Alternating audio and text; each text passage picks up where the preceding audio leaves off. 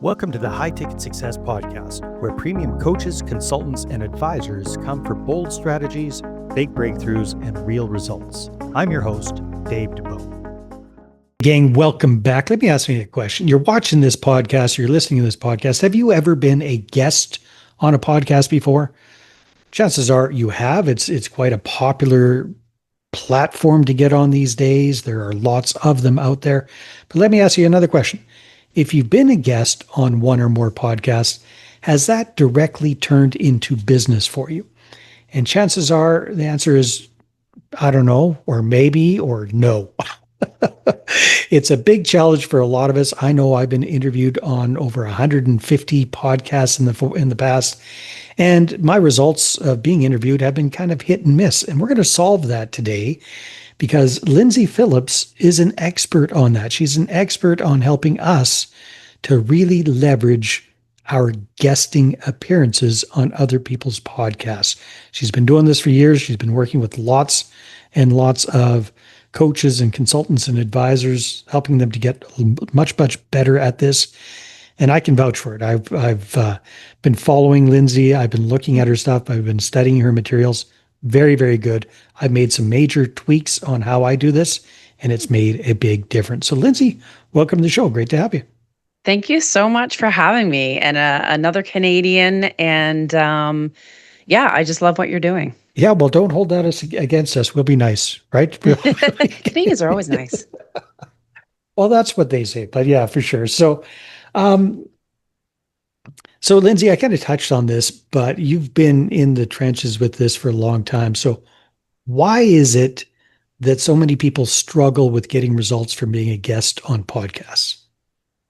Yeah, and there's a few reasons. Part of it is industry based. I mean, if you think about it, all the coaches, companies, information out there is super focused on hosts, how to grow their show, how to launch, how to produce, how to get more downloads and what have you.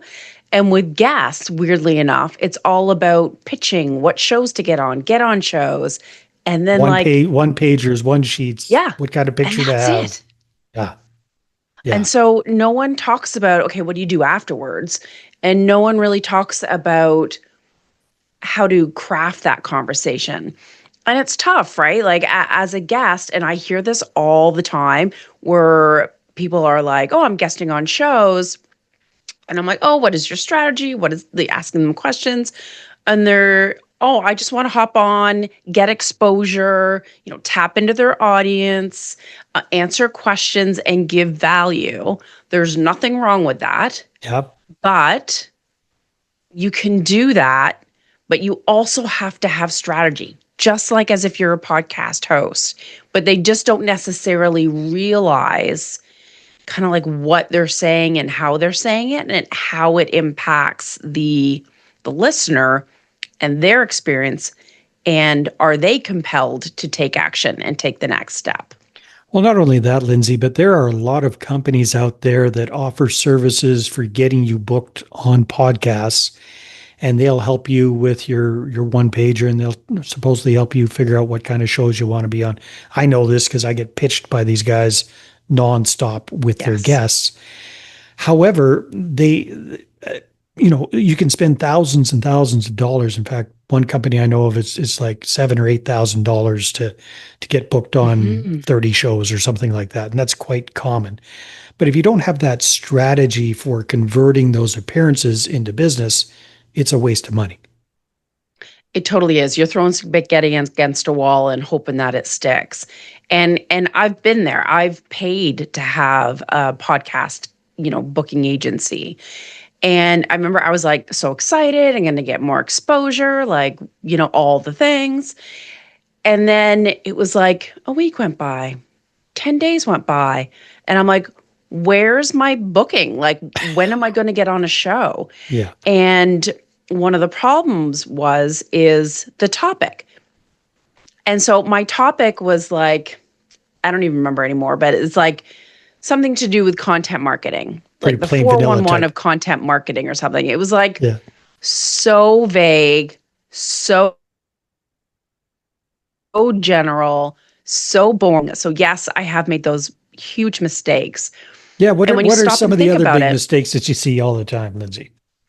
Like, yes, I will get to those, but I don't want to leave these people hanging on like what I yeah. did with the podcast topics. Um, but the topic was again super boring, so I wasn't getting booked. It wasn't until I really made it very specific. So it was like the 3 ways to use social media marketing to get more leads and clients, as an example. Mhm. So the podcast topic actually does a few things. One, it positions you as an expert because even if you look at that title, you're like, oh, I know what they're an expert at. The second is, of course, it hooks the podcast host, right? They'll decide of whether that's an exciting show for their audience, whether it's a hot topic, and it also tells them whether the guest is going to give a ton of value. If someone says, "Oh, the 401 of content marketing," they're like, it could go anywhere. But if it's like, Yeah. "Oh, 3 ways to increase your whatever ROI by X%," you know there's going to be a ton of good nuggets for your audience. And This is thirdly, how clueless I am, Lizzie. I don't even know what the 401 represents. What does oh, that even mean? 411, I'm Oh, sorry. 411. There we go. Yeah, Okay. did I say 401? You know what if I did say 401, it's because of our 401 highway, which is huge. That's what I was thinking. But we're not in Toronto. Okay. But even 411 these 401. days, what does that mean? Like, do Yeah, people even know what that means? I know. Maybe I'm aging myself here, Dave. Oh no. That used to be like the number we dial for information, right? Yes, Yeah. That's what I'm thinking. But I go, when was the last time? It's I been know. 30 I'm years since sorry. I've dialed for one, but I get what you mean. So, but Yeah, that just illustrates like if you got like right. something like that, Confusing. who the heck's going to know what that's all about? I know. I know. Yeah. So I was totally shooting myself in the foot. So when you have like a good topic, also the host typically uses that topic for the title of the show. So Mhm. then if that topic is being used for the title, the listeners aren't going to know what the heck the show is about and if it's going to be relevant or have value for them. And Right. so I call these like billboard ready topics because the topic is your billboard, like for the listener, for the host.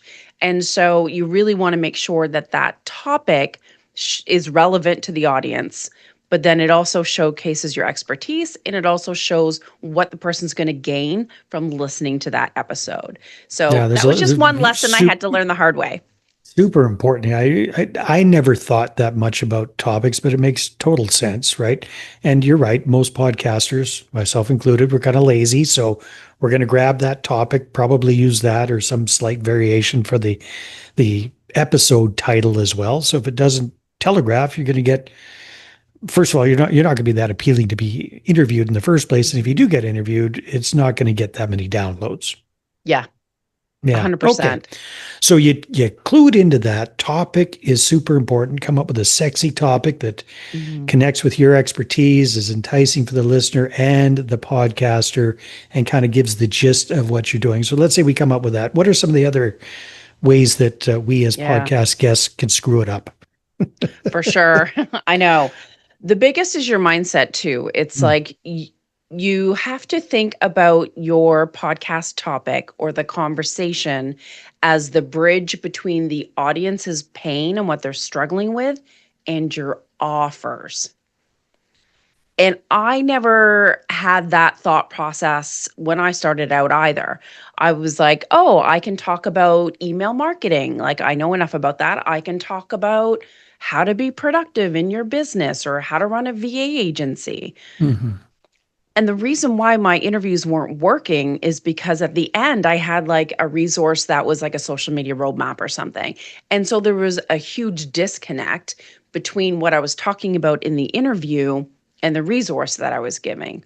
Or I would actually get people getting on my calendar, but then they wanted like email marketing services. And I was like, Right. oh, I actually kind of don't have any packages for that. Or they I wanted do help with this. VAs, or they wanted, yeah, Yeah. whatever you're not doing. Yeah.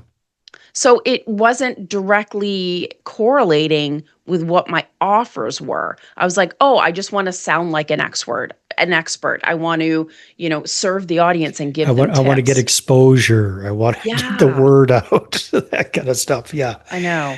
Mm-hmm. So yeah, so really thinking about the conversation in a different way. I call it the bridge to profits. So again, you're connecting the audience.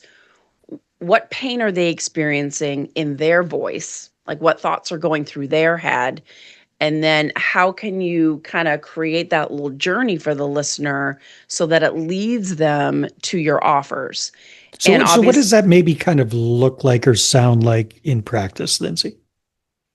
yeah. So I'll give myself as an example. Perfect. Yeah. So if I'm on a show talking about how to create strategic conversations for podcast guests so they can get more ROI, I do have a lead magnet, which I'm happy to share later on, that covers those things, those shifts to create those conversations that convert.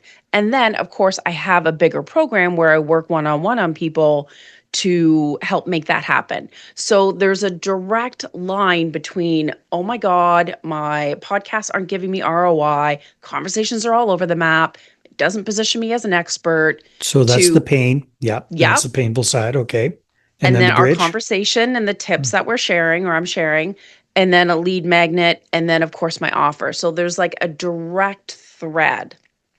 So the listeners are brought along to really dig into the pain, see what's going wrong, share a couple of tips, and know what the solution is. I mean, Mm. there's obviously other things that I kind of unpack from it. But it's just really thinking about it from start to finish and what your end goal is.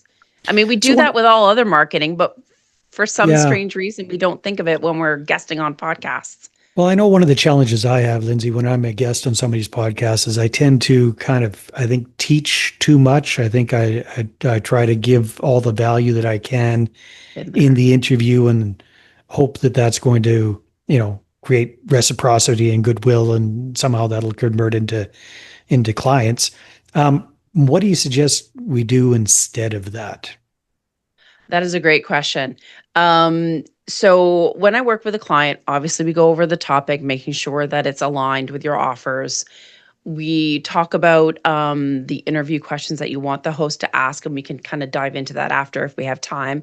But Mhm. then thinking about your talking points.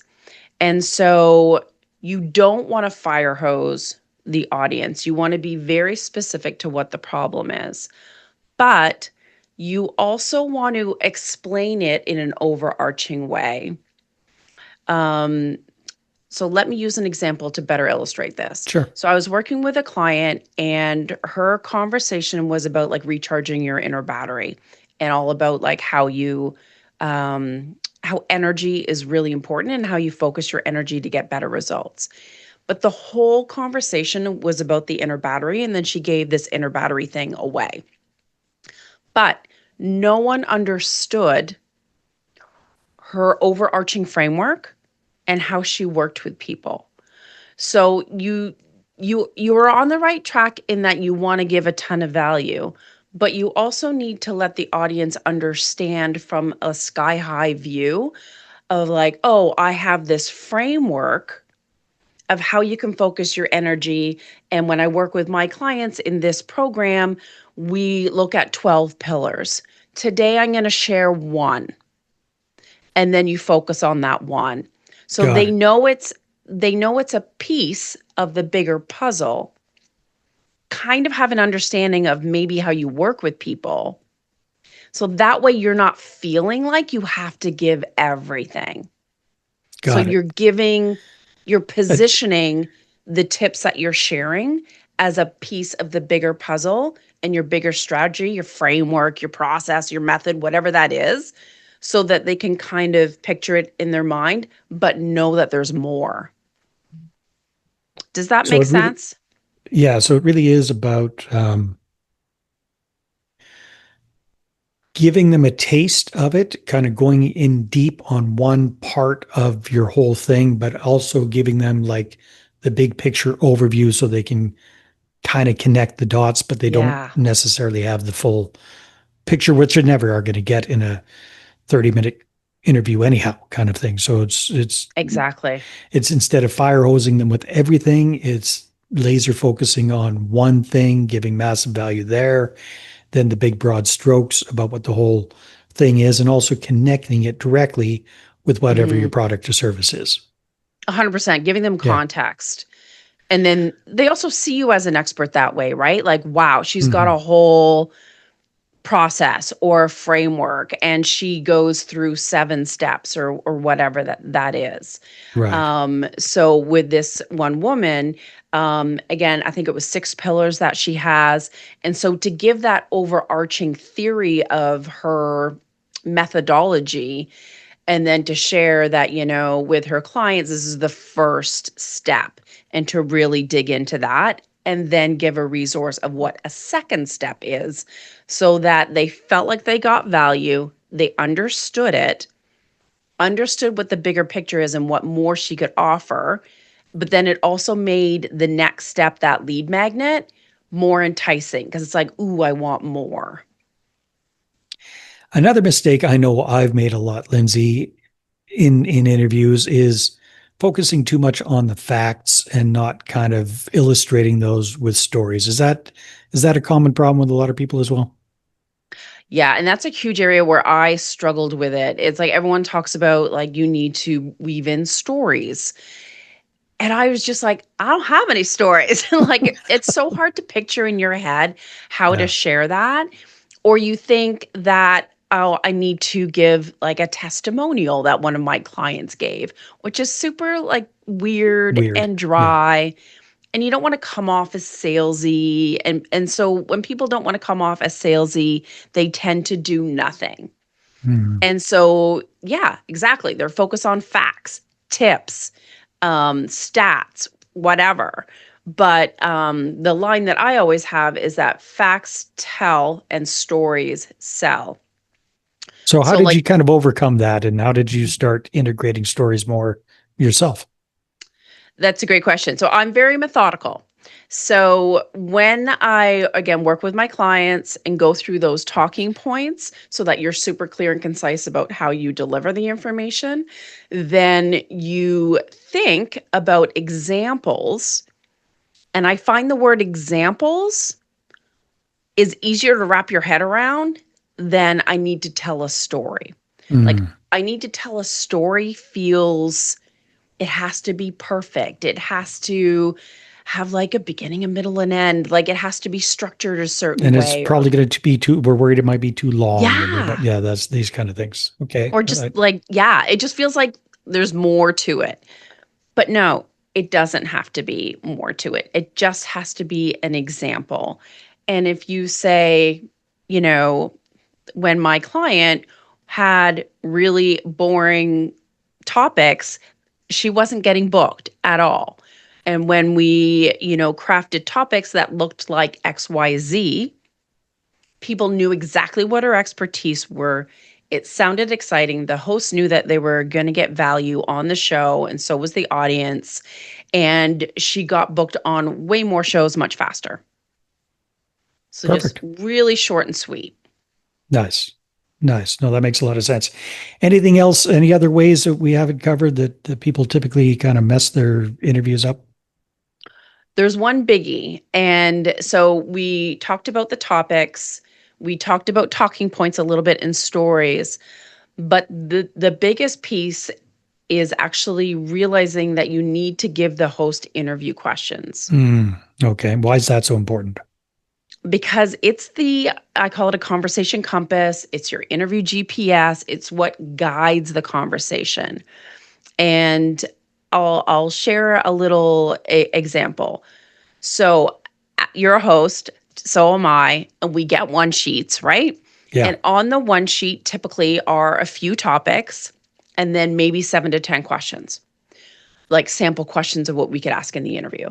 But those questions are a little bit of this topic, a little bit of that second topic, a little bit about the third. I'm hanging my head in shame We've because all done it. I've done exactly that. Yeah. 100%, because you don't realize, and you think, okay, the host doesn't know your expertise like you do.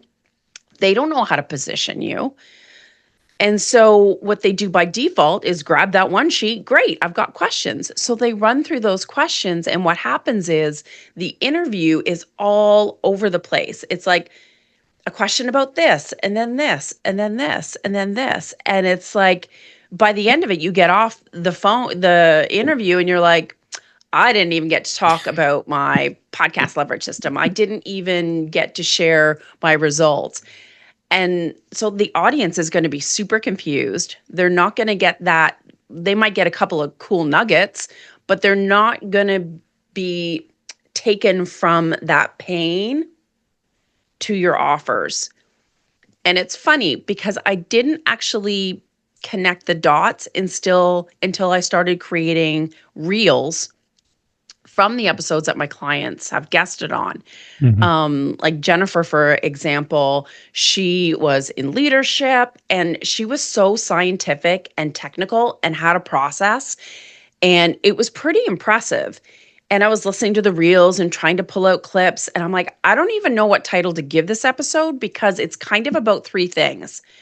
And then I was trying to pull out little like reels and what have you. And I'm like, Jen, I dug deeper on like, how do you work with your clients and what do you do and what are the exercises and all those things. And I'm like, you never get to mention those in your episodes. And she's like they didn't ask. So or the right question didn't come up for her to be able to illustrate that. So we went through her interview questions, crafted specific talks and the talking points, and the interviews were so much more succinct and strategic. So I got a question from the podcaster side of things. So what if the host of the show really prefers a free-flowing kind of conversation, hates the whole idea of getting a one sheet with a bunch of canned questions that they're supposed to ask, kind of just pushes against that? I don't know if it comes up very often. Oh, yes, it does. My tendency would be to screw this. This is my show. I'll ask the questions I want. I know. Kind of thing. So how do you kind of massage around that? Yeah, I know. And that's both sides of the mic, right? Like as a host or as a guest, I want to have an organic conversation. Yeah. Well, it can be organic and it can be strategic. And it's like, I gave you questions, Dave, but I don't feel like our conversation has been scripted. I don't feel like it's been awkward. Like we're going back and forth, right? So, and it's all about how you express it to the host. Like if you say, hey, I believe in having an organic conversation. Here's a framework or a guide for our conversation to make sure that I'm giving a ton of value for your listeners in a way that they understand it and can follow it. And yeah, go ahead. No, please finish your thought there. I was just going to say, but sometimes we're human and I don't want them to like, question number 2. Like you just don't want that. I'm just wondering, like the guys and gals that don't even look at your questions may or may not look at your bio before you jump on the podcast with them. What happens in that situation if they've paid zero attention to all of that wonderful information you sent ahead of time? Well, that's where the green room is really important, right? Beforehand, hey, did you get my interview questions? Why don't we just go over the topic just to make sure we're both on the same page and your audience gets a ton of value from the episode? So you can do it that way and just say, I'm not asking you to be stiff and just go down the thing, but I just want you to have an understanding of my expertise. So it's easier for you to guide the conversation. Like I'm doing it for you, but I'm doing it for me. Yeah. What's in it for them? All about what's in it for them and their audience versus what you want. Yeah. 100%. Nice. Yeah. And when you think about it, like as a host, Dave, if you saw a couple of questions and one of them was like, I don't know, what are the 3 ways you can repurpose your podcast episode? So in your head, you're like, I definitely want my audience to know that. So you may not ask it the exact same way, no biggie, but you'll definitely want to bring it up. And if you know there are 3 ways, then you're less likely going to interrupt. Or if we do go off track, you're more likely, you don't want to have a weird open loop. You want to close that loop. Oh, I know we talked about one of the mistakes. What were the 2 others? Right. Your brain just naturally has to capture that and be like, no, we didn't quite finish that. Good stuff, Lyndsay. Fantastic suggestions and advice. We're coming to the end of our time together right now. So Goes by fast. I'm sure there are lots of people that are going to want more information about how to do this. What's the resource that you've got for folks? Yeah, so I've covered a couple of the different shifts. Like again, thinking about it as a conversation and a bridge to profits, and then also your interview questions, thinking about it as a your conversation compass. But I do have other shifts that will change the way you approach podcast guesting a little bit more strategically. So I have a guide that is from crickets to clients, 5 shifts to turn podcast interviews into real results. So if they go to leverageyourpodcast.com/clients, they can grab that there.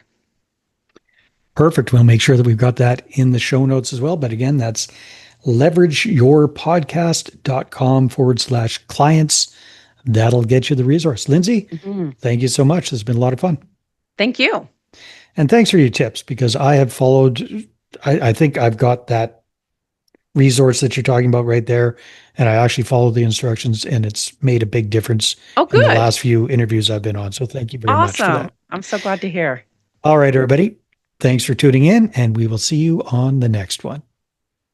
Thanks for listening to the High Ticket Success Podcast. Want to be featured, share your story, and inspire other premium coaches, consultants, and advisors? Apply now at highticketsuccesspodcast.com/guest.